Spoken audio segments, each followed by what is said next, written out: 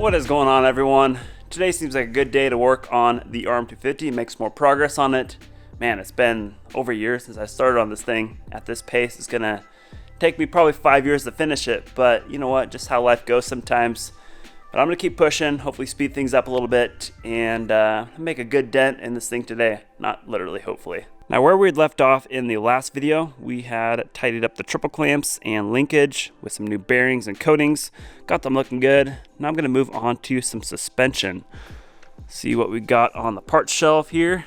Forks are up there. I'm gonna pull those down and see what we're working with. So here are the forks. They are from a 2001, so they're a 46mm KYB fork. Super simple setup, nothing like the newer bikes, but it seems like they're in pretty good shape. Just gotta open them up and go through them. So I'm gonna clean them up and we can start tearing into them.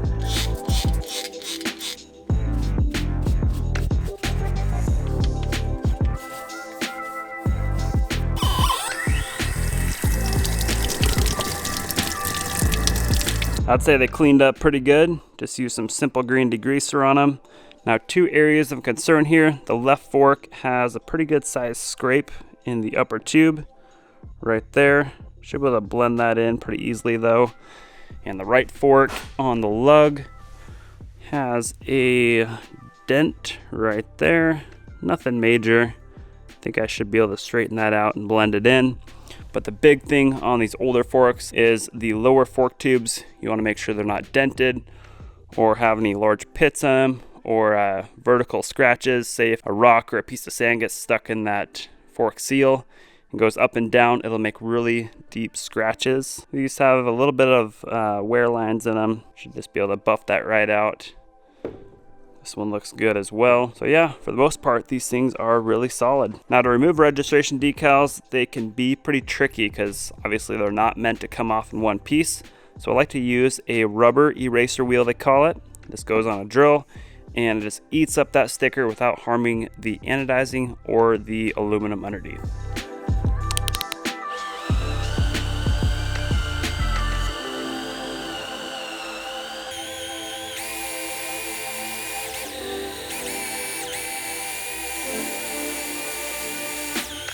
I will warn you, it is a little messy. You probably want to have a garbage can underneath where you're working, but it does do the trick, just rips those decals off in a matter of seconds. The key with these things is to have the wheel right on the edge of the decal, so it's basically just peeling it up. That's essentially what it's doing. All right, let's get tearing into these things. First thing we'll need to do is loosen up the fork caps and drain out the oil. Got the fork in the vise, and one thing you want to make sure of here is not to clamp on the upper section of the fork while you're loosening the cap. That could potentially bind up the threads and damage them. And obviously you want to have some soft jaws or something to protect the fork against the vise.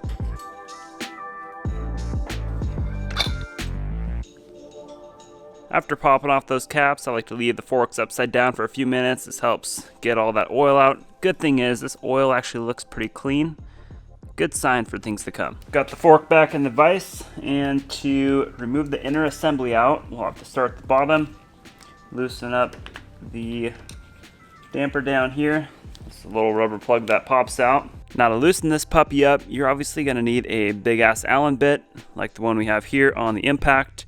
You're going to want to thread the upper tube back onto the cap, and as you're loosening up the bottom here with the impact, you're going to want to compress the fork. Now, they do make a holding tool that slides down inside the fork, but I don't have one. You can make one out of PVC pipe or closet rod, but we're going to give this a shot.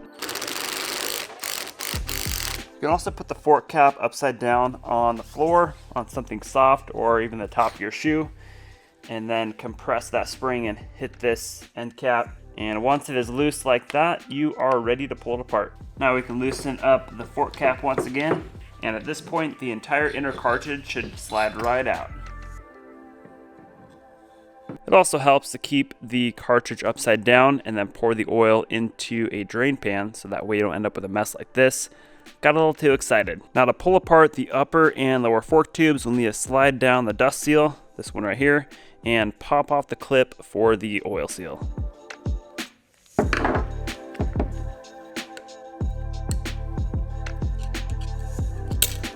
And then just do a little slide hammer action and they'll come apart.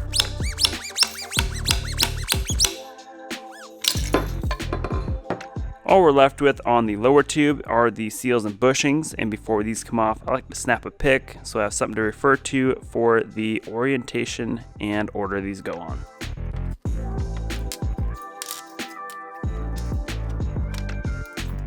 With that dent in the lug, the lower fork cap doesn't want to come out, so I'm going to have to beat that dent back out into place. Something round like a wrench would probably do the trick here.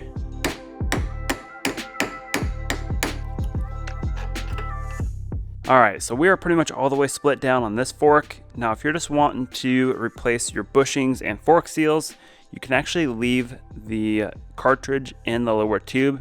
Just leave the lower cap assembly screwed in, and that can stay in place. But you will need to remove the fork cap and spring, and that's what we're going to do right now. So we'll need to hold the inner nut with a wrench, like so, and then get a socket on the cap, and you'll be able to loosen it up.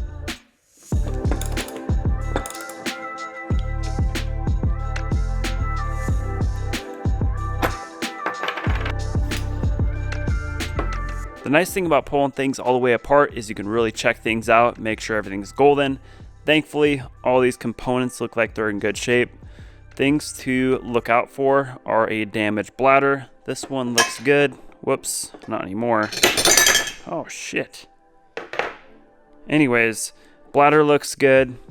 The damper rod looks fine, or it used to until I whacked it. No, it looks good to go. I don't see any nicks or scrapes in it. The inner rod looks fine, not bent at all. All the threads and the cap looks solid. Another thing to keep an eye on is your damper rod. Make sure that compresses smoothly, doesn't have a bunch of play in it or anything crazy like that. So on this fork, we could basically just replace the common wear items like bushings and seals, O-rings and oil, and we could be good to go. I'm gonna clean all these parts up with the greaser and keep them separate from the left fork. Don't wanna mix things up, just nice to stay organized. And as far as pulling apart the left fork, that process should be pretty identical. So I'm just gonna time lapse it for you guys.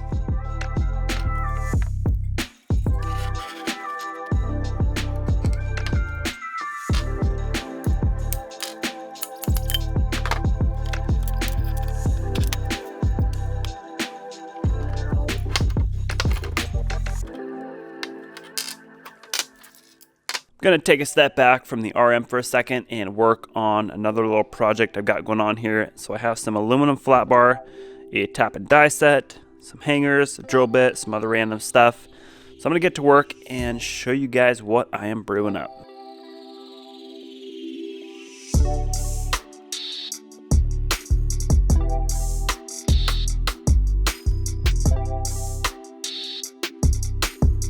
I cannot believe I just cut that with a die grinder. What am I doing?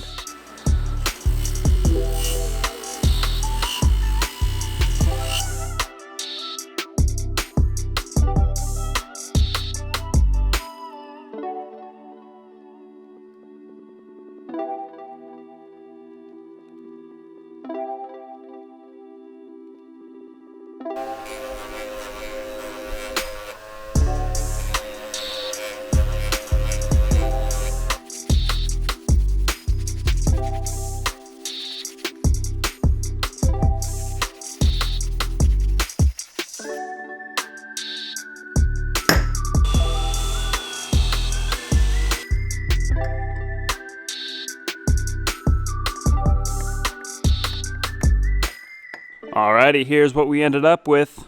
Pretty amped on how these turned out. So these are the awards for the bike build contest that I'm hosting this year. The winner of each class will receive an award. The classes are 2-stroke, 4-stroke, vintage, and mini. So pretty cool hardware you'll be getting if you win the class. So the last thing I got to do with these is send them out for laser etching. Lucas at Fathead Racing is going to do the work on them. We're just going to do broke to built, bike build contest, and the class etched on here. Here's an example of his etching work. Very clean work he does. Also absolutely badass heads he produces too. So yeah, a lot of work went into these. Very excited with how they turned out, and I also added a little hanger on the back if you want to hang it on the wall. And there still is some time left to sign up for the bike build contest. The entries are available until April 30th. So I will have all the info and the links down below. I've also got some printing to do. Let's go and knock that out right now. So this is the setup for printing decals. Got the first decal pulled up on the program. Let's get this one going.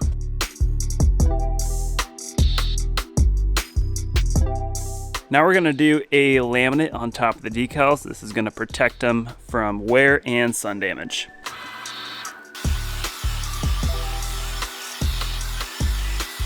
And last up is the cutter. We gotta cut out each sticker individually with this machine.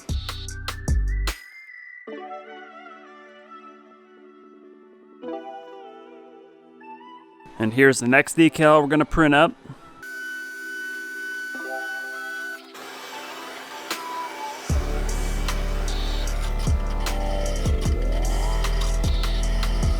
We've got one more sticker to print for the day.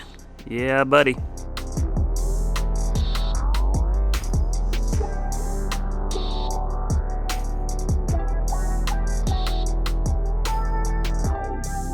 Stickers are all done. Pretty happy with how these turned out. The one with the brown backing is actually a clear sticker.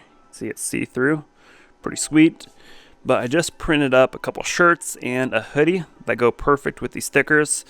So if you want to check out all this stuff, they are available on the store. I'll have the link down below. All right, back to work on the RM forks. So I'm gonna get these upper fork tubes ready to send out to anodizing. I'm gonna have them anodized yellow, going pretty bold with the color, but it should look pretty sweet. But there's a few areas that need some attention before they go out. This tube had some pretty gnarly scrapes. I'm gonna smooth all that out with the bench grinder. And then I'm just gonna clean up these end caps while I'm at it, bring back a good finish on them.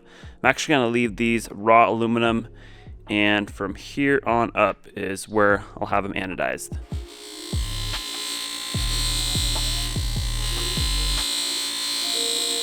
The 180 grit wheel did the trick. You can hardly even tell that scrape was ever there. Went pretty broad with it, just went around the whole thing to even it out so that way there's no dips. Now I'm gonna throw a V2 wheel on the machine, and that'll bring a nice brushed look to those pieces.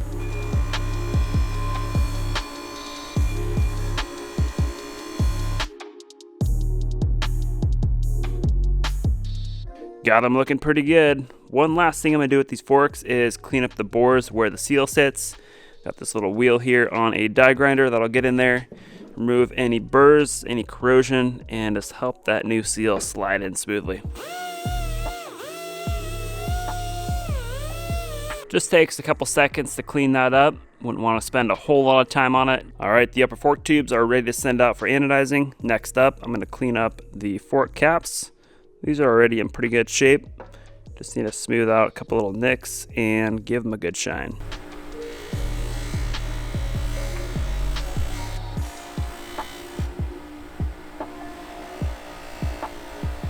Not bad at all. I haven't pulled the bleeder screws out and refinished those too. It's kind of annoying being OCD about this stuff sometimes. Now for the fork lowers, I've been contemplating whether to pull the lugs off and do some Cerakote work on them or just leave them on. And I figured it ends up being quite a bit of work to pull these off. You have to heat them up and release that locking agent, the Loctite on there. Ends up taking a little bit of time to do it. So what I'm gonna do is just brush up these lowers with them on the tubes. Just remove the scratches, some of the casting lines, and just give them the old classic brush finish. And of course, you don't want to scratch up the lower tubes, the chrome plating there. That is pretty important to keep intact. So I'm going to start by knocking down some of these casting markings, I guess you call them, with a 80 grit flap wheel on the die grinder.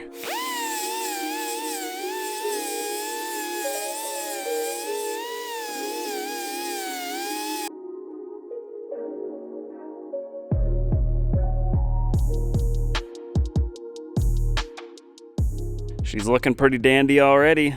Say that only took about a minute to do. The 80 grit wheel cuts pretty quick, so you gotta be really careful not to sand too deep on it. Now the key with this stuff is to be really gradual with your sanding.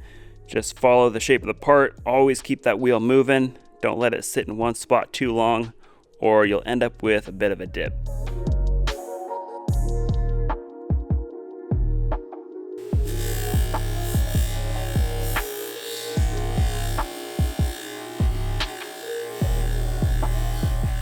all of those casting lines are smoothed out.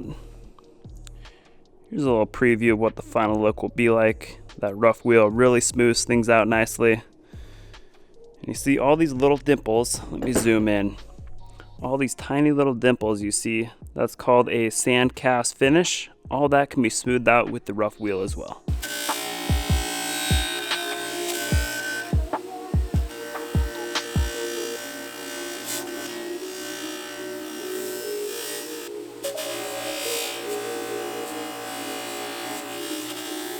As you can see, the wheel on the bench grinder doesn't get into all the areas, so we're going to have to use something a little bit smaller.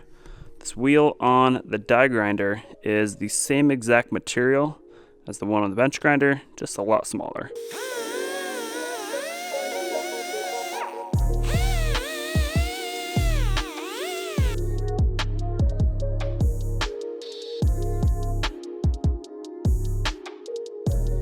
With everything all smoothed out, I'm going to give it one more pass, just going in one direction.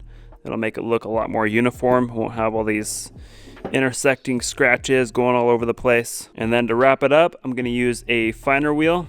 This will give the part a nice brushed finish.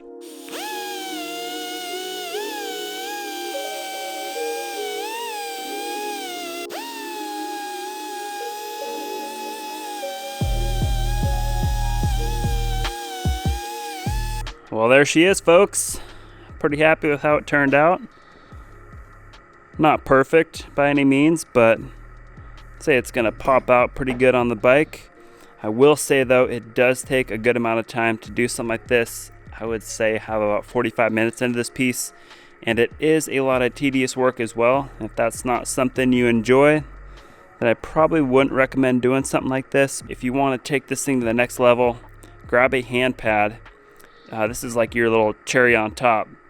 Brush it in the same direction you were buffing in with the die grinder, and that'll really just blend everything together and really give it that finishing touch. Let's line it up side by side with the lug I haven't finished yet.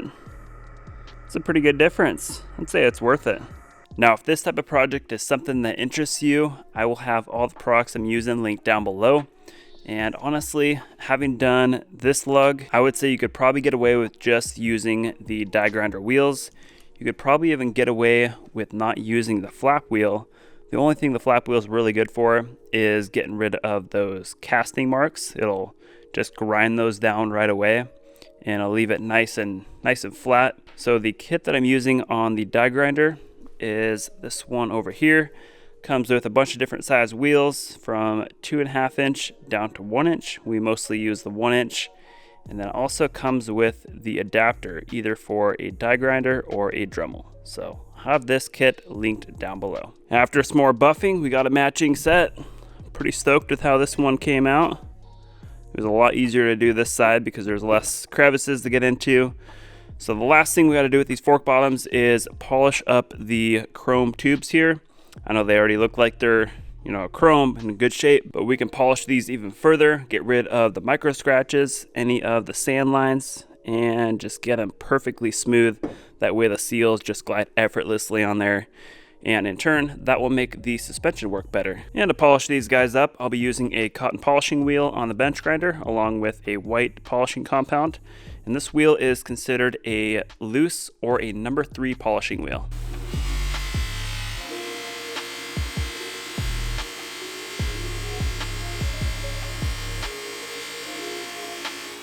You can already start to see the difference here, and just by feel, it is a lot smoother. I don't know if you can see this or not, but there's some black streaks right here. Let's see if I can buff those out as well.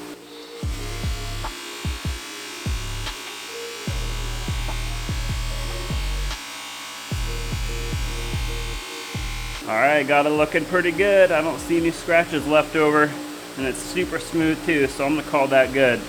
So these wheels are actually the same wheels you can use to shine up aluminum, make it look chrome reflective like that. I'll give you guys a quick little demo on that.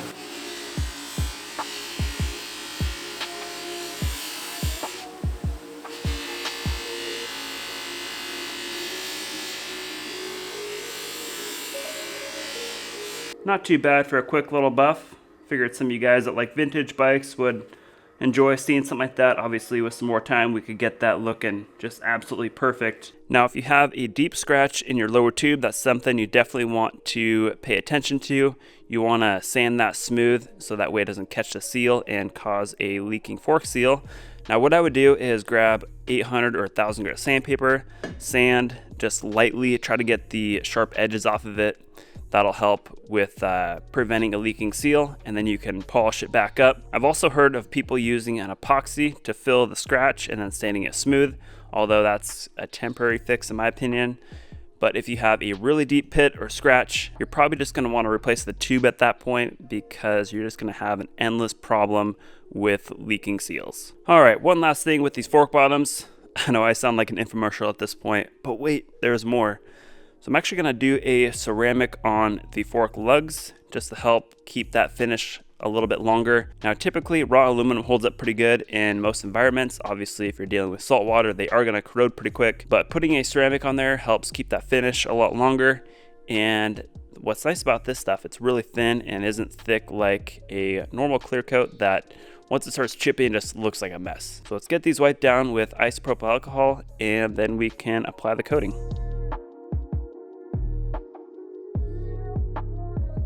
Now we can apply some product to our little towel and go to town.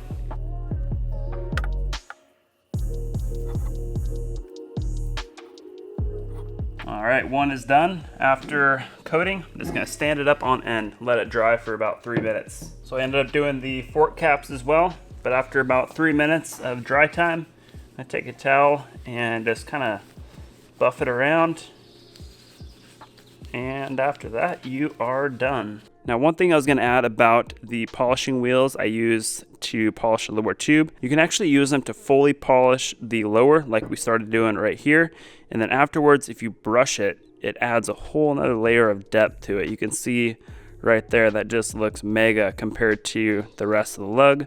Obviously, that would take a lot more time, but just an idea for you guys that really want to go deep with this stuff. Well, folks, that's a cap for today. Pretty happy with the progress we made on the RM. Now, as many of you know, or maybe don't know, this RM250 we're building will be given away completely free when it's all finished up. If you'd like more info on that, just hit the link down below in the description. Appreciate you guys watching. Hope you enjoyed this one or possibly learned something from it. If you did, please give it a share. Tell your buddies about it that might appreciate this kind of content. But I will see you guys next time. So till then, keep it prime.